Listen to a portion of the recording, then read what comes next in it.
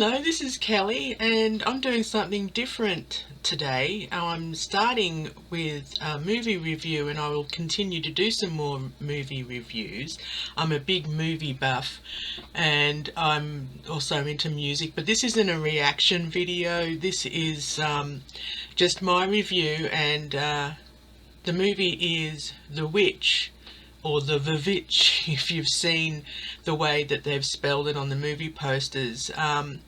And it's going to be a spoiler alert too, because I'm going to discuss the ending. And the reason why I'm doing this movie is I myself am a witch, but also just very interesting the themes in it, with religion and spirituality and the dark side of life, or what we think is the dark side of life. But I'm also going to be reviewing Spider, a movie that had Ralph Fiennes in it, and I will talk about the male side of things. I'm just fascinating with the dualities and exploring the different aspects of the psyche, whether it's male, female, or anything else, just to get to know more about ourselves. But this movie, I give it 5 stars because it's just so much better than a lot of horror movies out there that are doing it just for thrills and spills. But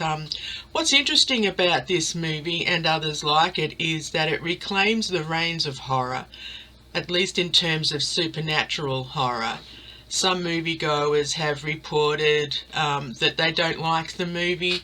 It wasn't scary enough, or even that it was boring. And, you know, it would be easy to respond snootily to say that their obvious lack of intelligence is to blame.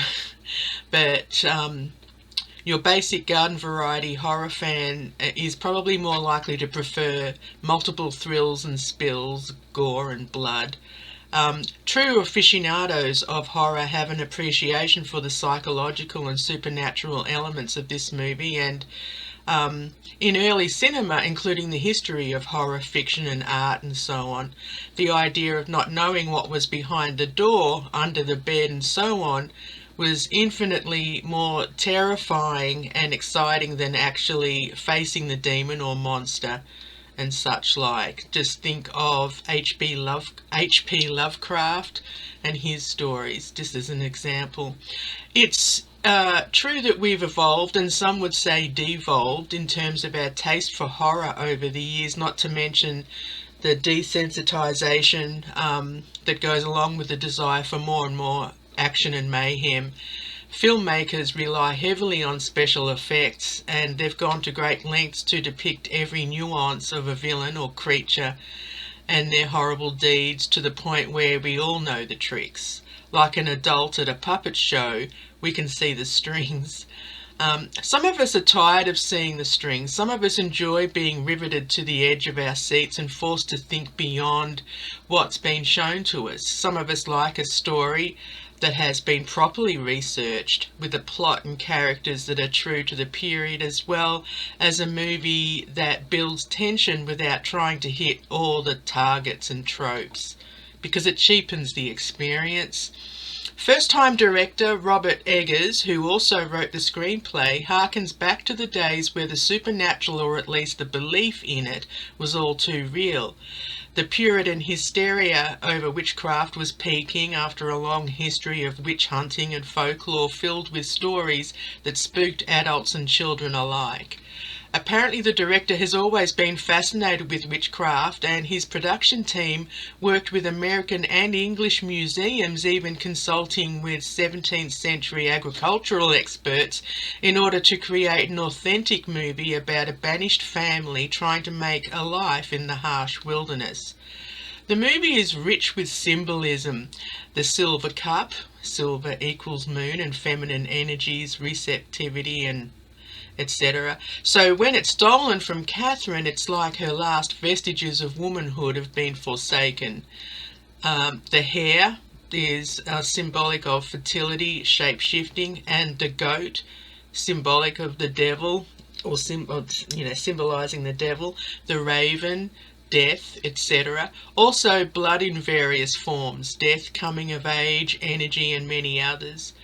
The story is about William and his family, banished from a 17th century Puritan plantation after he challenges the religious authorities. William, Catherine, his pregnant wife, and their children leave the plantation, finally building a farmstead close to a large, dense forest, which unbeknownst to them is inhabited by witches. After the baby, whose name is Samuel, disappears during an innocent game of peekaboo with his sister, the family is plunged into mourning and fearing at first that the child was taken by a wolf. The eldest child, Thomason, played wonderfully by Anya Taylor-Joy, is immediately thrust into the role of mother while Catherine, her mother, grieves heavily. Her grief and guilt are palpable, so is the barely restrained anguish and distrust displayed by her mother, Catherine, brilliantly acted by Kate Dickie. Having to deal with the young twins, Mercy and Jonas, as well as her grief and chores, Thomason is doing her best to keep everything kicking along. It doesn't help that the twins blame Thomason for the disappearance of their baby brother, taunting her by saying that she's the witch who stole the child. They tell her that Black Phillip, the family's goat, awesome with its combination of playful pet and demonic ferocity, told them about Thomason being a witch.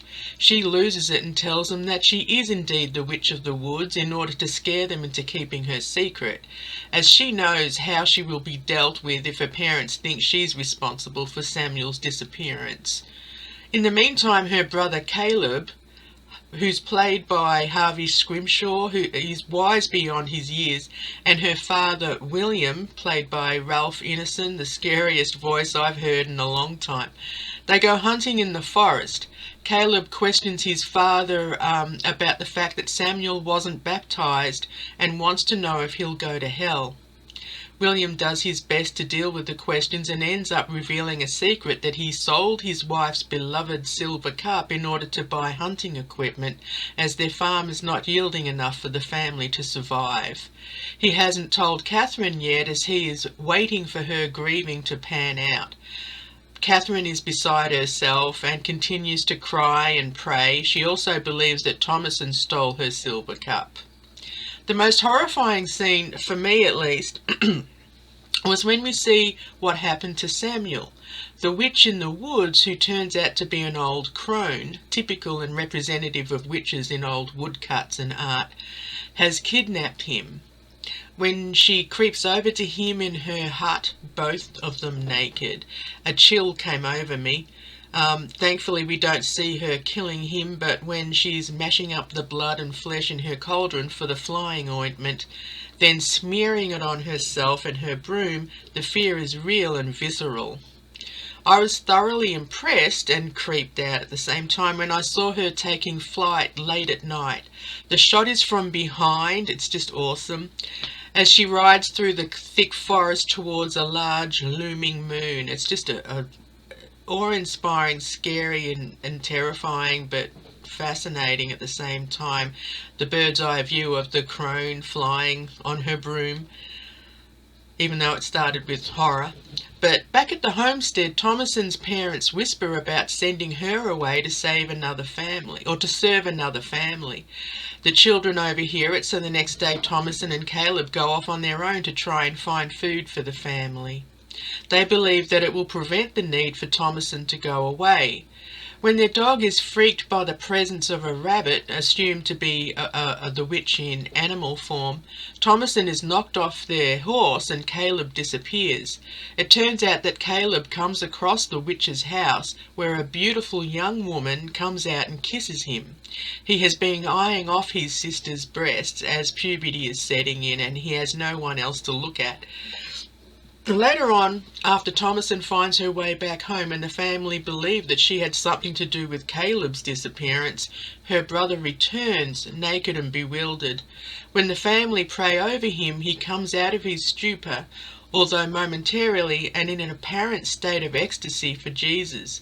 When he collapses back on the bed and dies, the family is grown or thrown into another state of grief, along with the twins erupting in a feverish accusation towards Thomasin. Thomasin blames them in turn, and William decides to board up all three children in the goat pen along with Black Phillip. In the night, the children are paid a visit by the witch in the pen, which is another frightening scene. At the same time, Catherine has a vision about her sons coming back to her along with the silver cup. She breastfeeds Samuel, but is really having her breast pecked by a raven. Very symbolic, the imagery in this movie. When William finds the goat pen destroyed and the goats, all but Black Phillip, killed, he's attacked by Black Phillip, the big black goat, after pleading with God to protect his children, admitting his guilt over the silver cup and dragging his family into the wilderness in order to maintain his pride. Black Phillip gores William in a scene that reminds us of the demonic attributes given to goats throughout the course of Christian history. Catherine is finally tipped over the edge when she sees that her husband has been killed and her twins have disappeared. She tries to strangle Thomasin, who's forced to defend herself. In a compelling scene, Catherine dies on top of Thomasin after being stabbed several times with a gardening tool. Later on, Thomasin finally speaks with Black Phillip, who has taken human form, although kept in the shadows, making him more mysterious. After promising to show her the world, he gets her to sign his book. She then travels into the forest all at night and naked, followed by Black Phillip. It's an incredible scene, especially if you're a witch. They all start levitating. She comes across a coven of witches performing a Sabbath in the woods.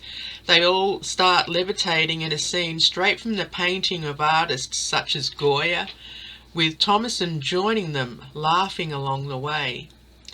I'm not sure if it was a mixture of hysterical laughter over everything she'd been through and joy over finally being free. When the movie was over, I was at first a little disappointed, although I wasn't sure what I was expecting. Maybe I've been affected like many other horror fans, wanting divine retribution or a Hallmark ending.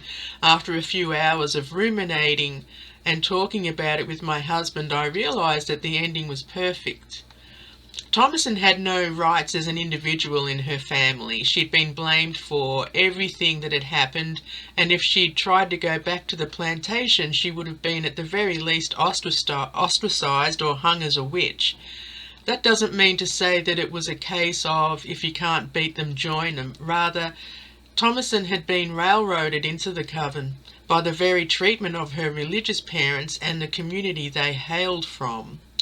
This brings up an interesting point. Society usually reviles women who are strong and independent, especially if they are not the quintessential beauties we expect them to be. Fair enough, it was more so back then, but we still don't like to admit that women can be just as murderous and evil as men can be, even though history and current events beg to differ. I'm not saying that Thomasin was evil, as she was damned if she did or didn't. It's perfectly fine to talk about evil men and male serial killers, even deifying them and their crimes. With violent movies, video games and crimes going on every minute of the day, we're still horrified when women exemplify the same actions and personalities as their male counterparts. Women are supposed to be complacent, well-behaved and under control, whether it be by society or the people in their lives. If she chooses to be different, or no matter how much she's loved or revered, there's still that stigma which dictates that she's not a normal woman. If a woman chooses debauchery or to exhibit dangerous behaviour, she is automatically crazy or evil. To be under the influence of drugs or to have suffered a bad childhood or other trauma is an acceptable reason for a woman to stray from the flock. For a woman to choose a path that is seemingly unpleasant or horrifying to most of us is a terrifying anomaly we don't usually wish to entertain. On the other hand, it's sexist to assume that it's understandable when a male is evil and so on. Like men don't have the capacity to be good or that they're naturally bad. A lot of good men have been treated badly and killed by murderous women. But that's my point. It's horrifying when anyone commits a heinous crime, male or female. Everyone needs an excuse, if not a reason, for bad behaviour. Thomason was a pure good girl despite the accusations and treatment by her family. She was always at risk of being persuaded or persecuted and killed, whether by the hands of her family or the community.